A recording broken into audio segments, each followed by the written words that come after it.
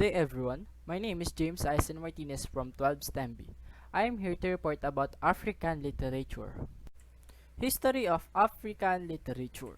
African literature, the body of traditional oral and written literatures in Afro-Asiatic and African languages, together with works written by African and European languages. Traditional written literature which is limited to a smaller geographic area than is oral literature is most characteristic of those sub-Saharan cultures that have participated in the cultures of Mediterranean. Oral tradition. The nature of storytelling. The storyteller speaks, time collapses, and the member of the audience are in the presence of history. It is the time of mask reality. The present is here, but the explosive emotional image giving it a context. This is storyteller's art to mask the past, make it mysterious, seemingly inaccessibility. In this part, the reader brings his story to life and make it realistic through his expression. Second is the riddle. In the reader, two unlike and sometimes unlikely things are compared. The obvious thing that happens during this comparison is that a problem is set, then solved. But there is something more important here, involving the riddle as figurative form. The riddle is composed of two sets, and during the process of riddling, the aspects of each of the sets are transferred to another. Next is the lyric. The image in African lyric interact in dynamic fashion, establishing metaphorical relationship within the poem. And so it is the riddling is the motor of the lyric. And as in riddle, so also in lyric metaphor frequently involves and invokes paradox. In the lyric, it is as if the singer was stitching a set of riddles into a single, richly textured poem. The series of riddling connections responsible for the ultimate experience of the poem. Next in the lyric is the proverb. The African proverb seems initially to be a hackneyed expression, a trite left over repeated until it loses all force. But the proverb is also performance. It is also metaphor, and it is in performance and metaphorical aspect that it achieves its power. The one sense, the experience of proverb is similar to that of riddle and lyric poem. Different images are brought into relationship that is novel that provide insight. The next will be the tale. The riddle, lyric, and proverb are the material that are at dynamic center of the tale.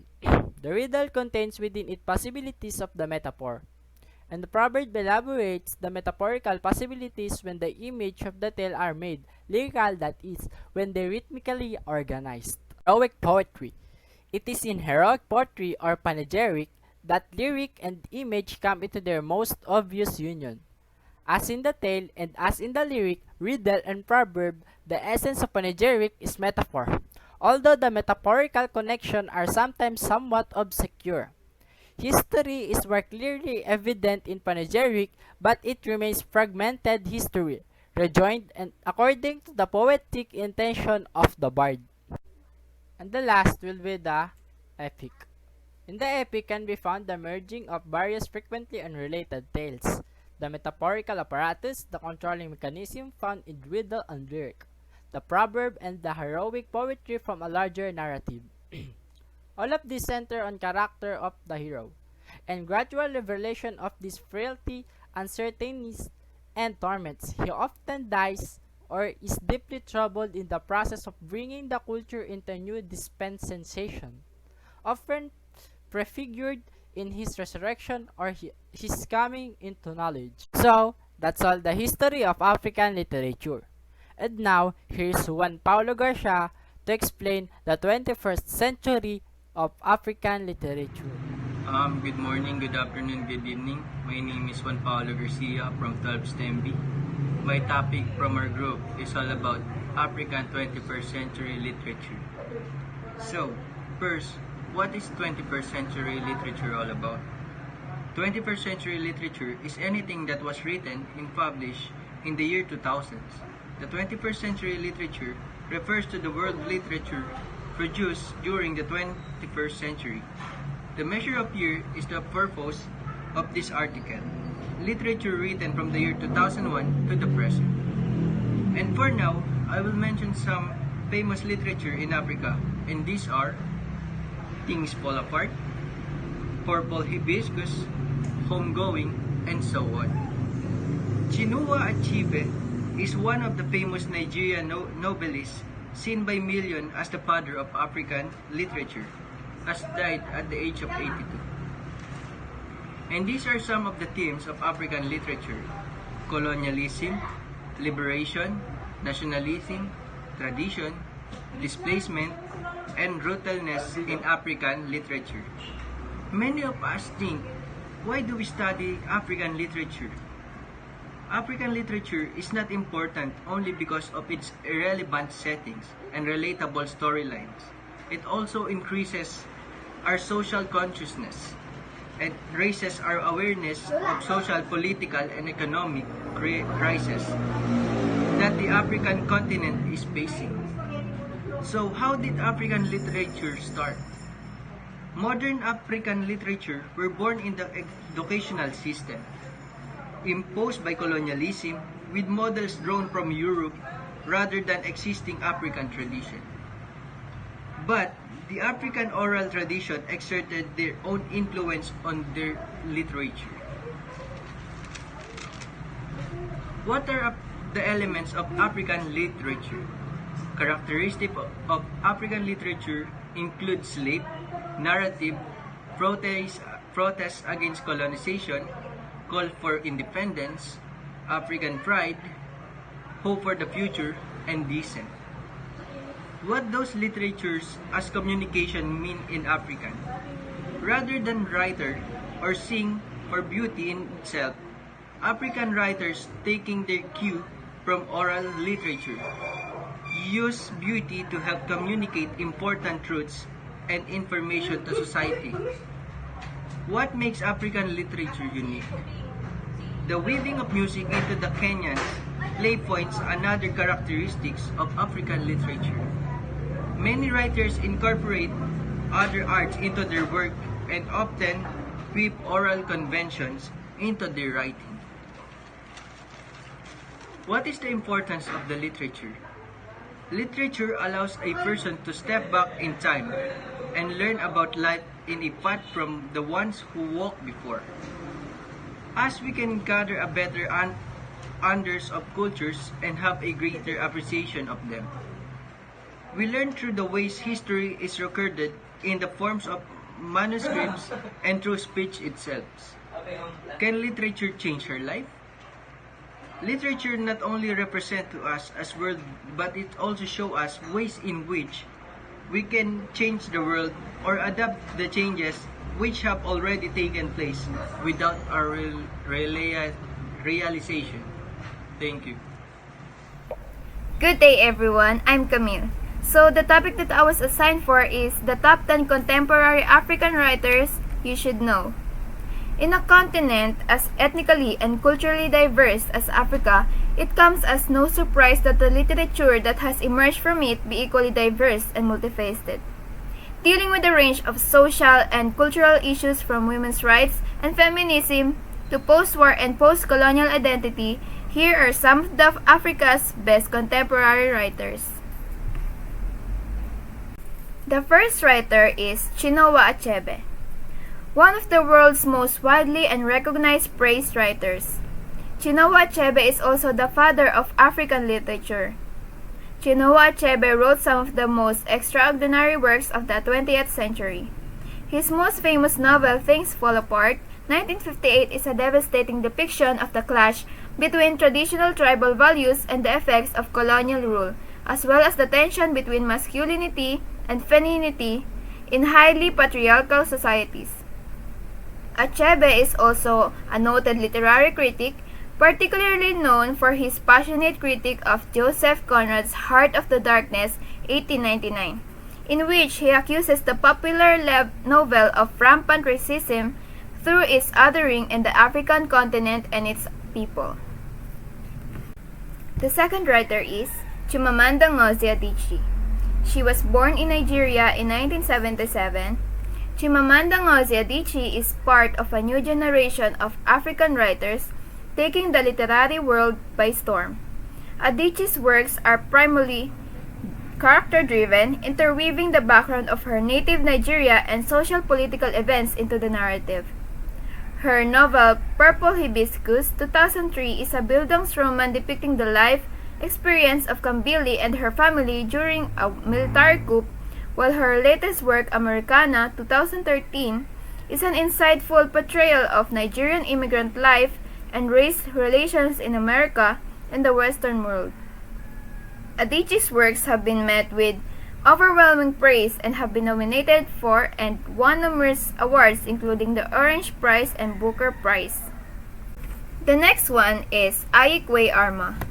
Ayikwe Arma's novels are known for their intense, powerful depictions of political devastation and social frustrations in Arma's native Ghana, told from the point of view of the individual. His works were greatly influenced by French existential philosophers such as Jean-Paul Sartre and Albert Camus, and as such hold themes of despair, disillusionment, and irrationality. His most famous work, The Beautiful Ones Are Not Yet Born, 1968, centers around an unnamed protagonist who attempts to understand himself and his country in the wake of post-independence. The fourth writer is Mariama Ba, one of Africa's most influential women authors. Mariama Ba is known for her powerful feminist texts which address the issues of gender inequality in her native Senegal and wider Africa.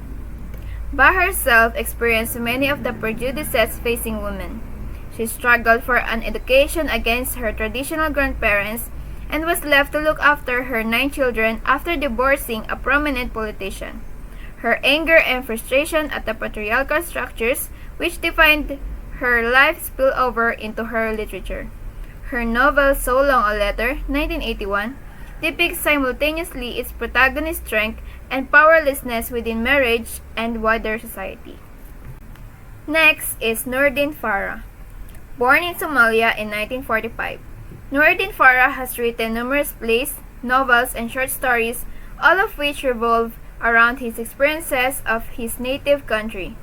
The title of his first novel, From a Crook Rib, 1970, stems from a Somalian proverb, God created woman from a crook rib, and anyone who tries to straighten it, breaketh it, and is a commentary on the sufferings of women in Somali society through the narrative of a young woman trapped in an unhappy marriage. His subsequent works feature similar social criticism dealing with themes of war and post-colonial identity. The next writer is Aminata Forna. She was born in Glasgow but raised in Sierra Leone.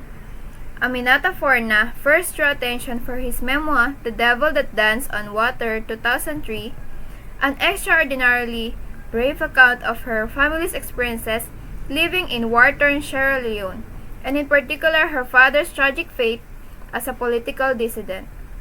Forna has gone on to write several novels, each of them critically acclaimed. Her work The Memory of Love 2010 juxtaposes personal stories of love and loss within the wider context of the devastation of the Sierra Leone Civil War, and was nominated for the Orange Prize Fiction. We are now on the seventh writer, Nadine Gordimer, one of the apartheid era's most prolific writers. Nadine Gordimer's work powerfully explores social, moral, and racial issues in a South Africa under apartheid rule. Despite winning a Nobel Prize in Literature for his prodigious skills in portraying a society interwoven with racial tensions, Gordimer's most famous and controversial works were banned from South Africa for daring to speak out against the oppressive governmental structures of the time. Her novel Burger's Daughter follows the struggles of a group of anti-apartheid activists and was read in secret by Nelson Mandela during his time on Robben Island. We are now on the eighth writer. He is Alain Mabankou, originating from the Republic of Congo. Alain Mabankou's works are written primarily in French and are well known for their biting wit, sharp satire, and insightful social commentary into both Africa and African immigrants in France. His novels are strikingly character-focused, often featuring ensemble cast of figures such as his book Broken Glass, which focuses on a former Congolese teacher and his interactions with the local in the bar he frequents, or his novel Black Bazaar, which details the experiences of various African immigrants in an Afro-Cuban bar in Paris. Next is Ben Okri. Ben Okri's childhood was divided between England and time in his native Nigeria. His young experience greatly informed his future writings. His first highly acclaimed novels, Flowers and Shadows, 1980, and The Landscape Within, 1981, were reflections on the devastation of the Nigerian Civil War, which Okri himself observed firsthand. His later novels met with equal praise. The Famished Road, 1991, which tells the story of Azaro, a spirit child, is a fascinating blend of realism and depictions of the spirit world, and won the Booker Prize. So finally, we are down on our 10th writer. His name is Ngugi wa Thiong'o. Ngugi wa Thiong'o is one of Africa's most important and influential post-colonial writers. He began his writing career with novels written in English, which nevertheless revolve around post-colonial themes of the individual and the community in Africa versus colonial powers and culture. Wa Thiong'o was imprisoned without trial for over a year by the government for the staging of a politically controversial play. After his release, he committed to writing works only in his native Gikuyu and Swahili, citing language as a key tool for decolonizing the mindset and culture of African readers and writers. So, that was all the contemporary African writers you should know. Again, I'm Camille, leaving a saying from Chinua Achebe: if you don't like someone's story, write your own.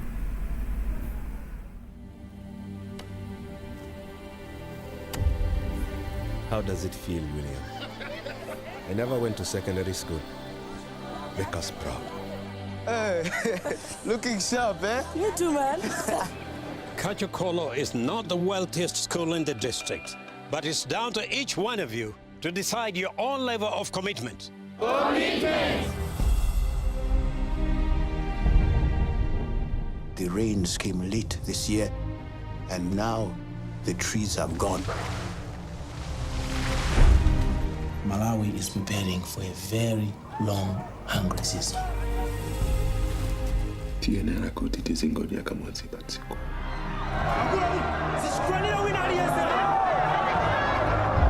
Ukali muntu wa mkulo sopana William. Palibe amene yanga titandize. What are you going to do? Anything new? It's a pump. Can you fix it? Maybe. Mr. Kachigunda, when you turn the wheel on your bike, the light shines. How? It's magnets. I can bring water. I know how to do it. Panopa palibe zako skulu. We stay, we die. No! With the electricity, we can plant in the dry season. Antu wakufa kudziwa zimenezo? Tieni hapo! Tieni hapo! Malusiwa, adzalika liti. Zita kutaka. Ngati Mungu anitandiza.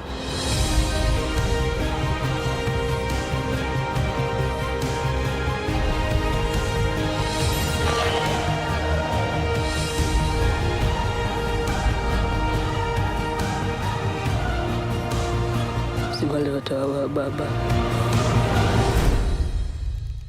ndilibeza kulota.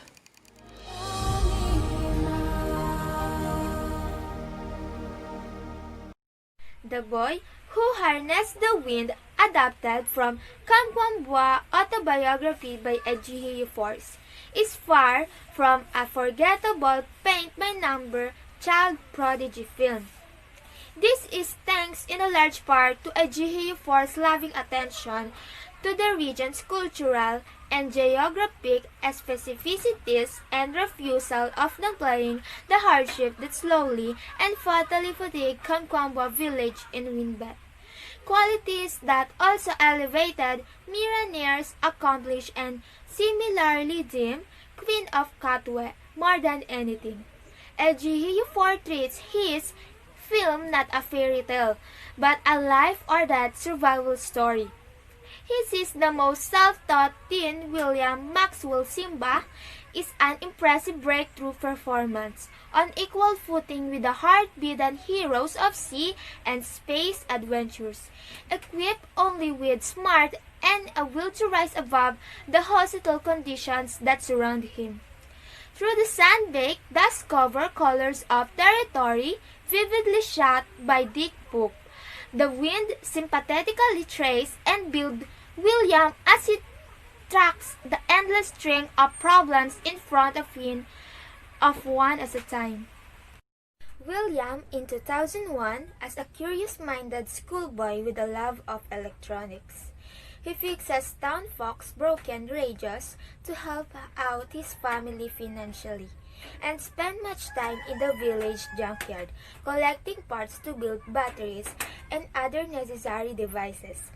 When unreliable weather and a land dispute threaten the crops and the longevity of their family farm, the Kakambuas fall short of the funds to support William's education at a local school. But now dismiss, ever-ambitious William, cheeky treat to expose his sister Annie, secret love affair with the school tutor Mr. Kajigundas. Kata deals with his teacher to use the school library in his own time. There he meets the 8th grade American textbook using the energy that would change the course of his and his town's life. Throughout the Wind, Ejiofor paints a multifaceted portrait of William's world. Inside his home, we observe what he sees and hears through doorways and windows. Commonplace familial disagreement and one-upmanship between relatives, fretful financial discussion, the aforementioned forbidden affair, a loyal dog that would follow him to death, and so on. Outside, Ejiofor attentively places the Kakambu farm into social and political context without ever abandoning our young hero. The corruption and unsympathetic power-hungry figures come into sharp focus during a political rally that quickly turns bloody. And then, the drought begins, ruthless looters loom around, and a grave case of famine takes over William's village. The heartbreaking aftermath of which Ejiofor doesn't sugarcoat. Midst of this grim, crazy sketch in detail, we desperately root for William's success to convince his stubborn father to give up his bike, parts of which could be used in his windmill project. The Boy Harnessed the Wind is one of those true story films that genuinely earns the inevitable climactic triumph in its finale. Some might call it predictable, but William, who in real life worked on numerous subsequent sustainable energy projects and graduated from Dartmouth College in 2014, leaves an undeniably powerful impression in the end, standing tall and proud on something amazing that he built. The Boy Who Harnessed the Wind is the story about a 13-year-old boy in Malawi, William Kamkwamba. In 2001-2002, Malawi at that time suffered an enormous famine, and him and his family under this enormous pressure. The hotel was in Kasungu, which is a small city in the middle of Africa. It's a small city. Because of the global warming, Malawi went through a flood and through a drought. Food ran low, and the wider community was affected. The main struggle that William's family faces is poverty. When the drought happened, then it was the time that I was supposed to go to high school, and my parents couldn't afford to pay for my school fees. The whole life was disrupted because of the drought.